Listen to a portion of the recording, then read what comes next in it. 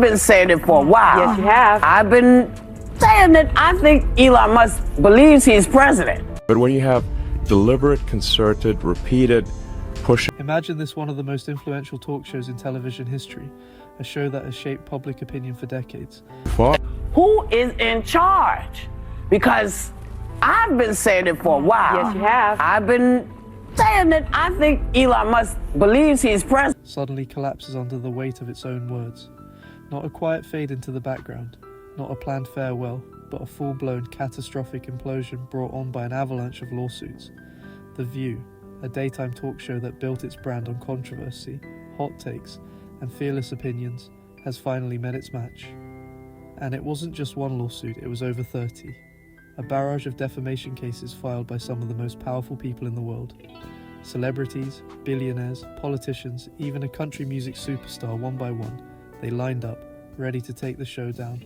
The View has never shied away from controversy, but this time, they pushed too far. Wild accusations, unchecked statements, and a sense of invincibility, it all finally caught up with them. And now, the show that thrived on drama has become the centre of its own. But how did this happen? Who was responsible? And more importantly, could this have been avoided? For years, The View has been a platform where hosts, particularly Whoopi Goldberg, felt free to say whatever they wanted, with little concern for consequences. Bold opinions? Sure. That's not true. So is this the guy who's qualified to make decisions about the most powerful military in the world, who clearly does not know anything about the military? You know what? I was Goldberg's. Like, did you see what she did to that Staten Island bakery? Yeah. No. Crazy. What? So She ate Staten everything. Island Bakery, their boiler went down, and she placed an order of cupcakes for her birthday. And they couldn't Hold do the order. on. I can't imagine yet how this would go bad. Okay, go ahead. So she places this order. They say, we can't promise you that we can do this because our boiler is down. So we can't fulfill this order.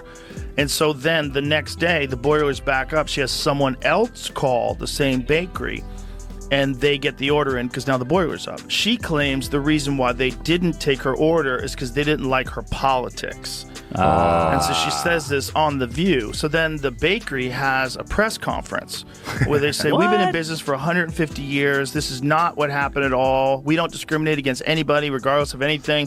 We just had a problem with our boiler. And she's singling out a family-run business. And then there's a line around the block for the bakery. With his massive following and his history. Heated debates? Absolutely. But when do opinions turn into outright defamation? The culture of The View thrived on pushing narratives, sometimes without any real evidence. It wasn't just commentary, it was public prosecution. Celebrities, politicians, and even everyday people found themselves on the receiving end of the panel's outrage, often without a chance to defend themselves. But this time, their targets weren't just going to sit back and take it. This time, the people they attacked had the resources, the influence, and most importantly, the legal firepower to fight back. And leading the charge, one of the wealthiest men on the planet, Elon Musk. Elon Musk isn't the kind of person to ignore a public attack, especially when it threatens his reputation, and The View made him a frequent target. Whoopi and her co-hosts repeatedly painted him as reckless, unqualified, and even dangerous. They suggested he wasn't fit to make major decisions, questioned his intelligence, and cast doubt on his ability to lead. But here's the thing, Musk isn't just some CEO who lets things slide. He's one of the most powerful men in the world, and he has the resources to fight back. So when The View went too far, Musk hit them where it hurt legally. His lawsuit accused the show of spreading misinformation and damaging his credibility. And given Musk's influence, the case wasn't going to be a quiet one. Suddenly, major networks and media outlets were paying attention. The lawsuit wasn't just about him anymore, it was about the larger issue of media accountability. And Musk wasn't the only one watching closely. Someone else had been waiting for the right moment to strike back. Someone, Whoopi, had been attacking for years. For years, Whoopi and The View have made Trump their favorite target. Accusations of corruption, conspiracy, and outright criminality. Nothing was off limits. But here's the thing about Donald Trump, he doesn't play defense. He hits back, twice as hard. The Trump family had been watching as Whoopi threw out claims left and right, calling them criminals, manipulators, and worse. But this time, they decided enough was enough. Legal teams were assembled, papers were filed. And before The View knew it, they weren't just facing a lawsuit, they were facing an all-out legal war. And just when they thought things couldn't get worse, another unexpected name stepped into the ring. When you think of Carrie Underwood, you don't think of lawsuits. You think of a country music icon, a voice that defines a generation, a performer loved by millions, but even she had a limit. Whoopi Goldberg, in one of her many off-the-cuff tirades, accused Underwood of manipulating the music industry, pulling strings behind the scenes to decide who won awards and who didn't. The claim was baseless.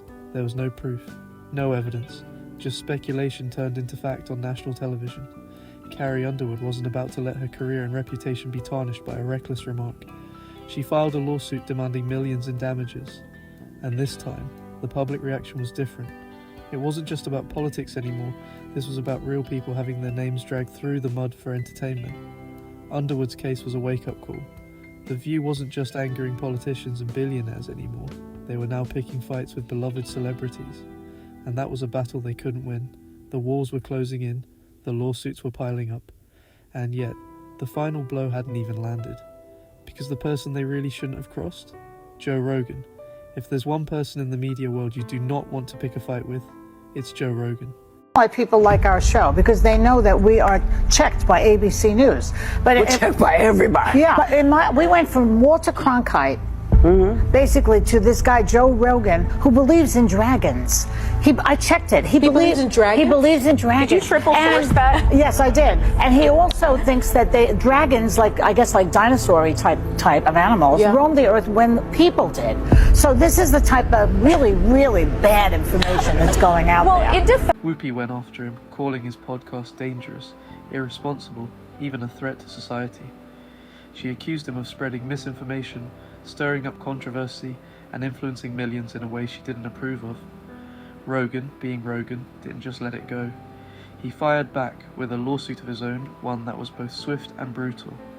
The View was no longer just a talk show, it was a battlefield, and they were losing. As if things weren't bad enough, Whoopi made yet another misstep, one that would cost her dearly. A small Staten Island bakery found itself at the centre of a scandal after Whoopi publicly accused them of refusing her order due to political reasons. The reality? Their boiler had broken down. They physically couldn't complete her order at the time, but that didn't stop Whoopi from spinning it into a politically charged attack. The bakery fought back, holding a press conference to clear their name. They'd been in business for over 150 years.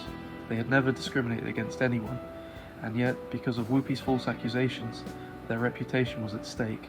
This was the moment the public started turning against The View.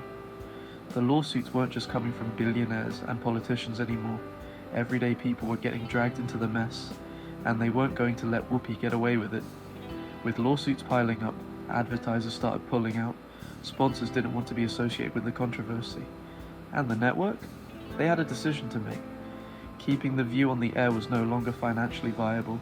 Legal costs were through the roof. Revenue was plummeting, and the damage to their reputation was irreversible. The network executives made the call. The View had to go. After decades on the air, The View was officially cancelled. The show that once had the power to shape narratives, take down public figures, and dominate daytime television had crumbled under its own weight. Whoopi Goldberg, the face of the controversy, faced the biggest fallout. Her credibility was shattered. Her influence diminished. And in the end, The View became the very thing it spent years attacking, a cautionary tale about the power of words and the consequences of reckless accusations. So what's the lesson here? For years, The View believed they could say anything without consequences.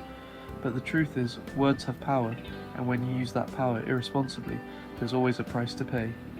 In the end, the show that built itself on controversy was destroyed by it. And as for Whoopi and the rest of The View's hosts, they learned the hard way: if you swing at giants, be prepared to get hit back. If you enjoyed this breakdown, make sure to like, comment, and subscribe. Let us know what you think. Was this downfall inevitable? Or did The View deserve another chance?